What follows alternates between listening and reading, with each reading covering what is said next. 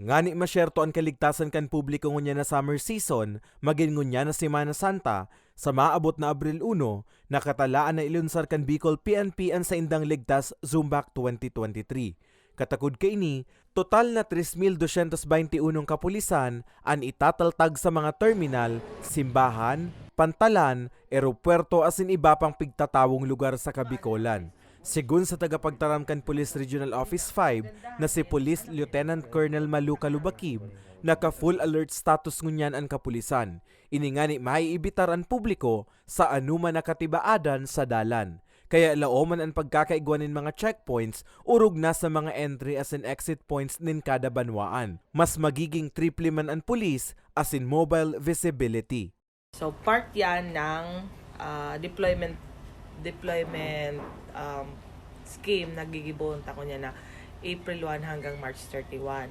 So summer vacation, Semana Santa, pinag-combine na siya for the deployment of personnel.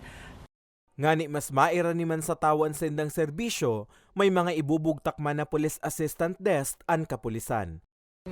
Regular tanining ginigibo, annual, mas maray na mag-uruli sindang earlier kesa duman sa time na yung D-Day na mismo na nagasuro-suan ang sa tuyang mga kababayan.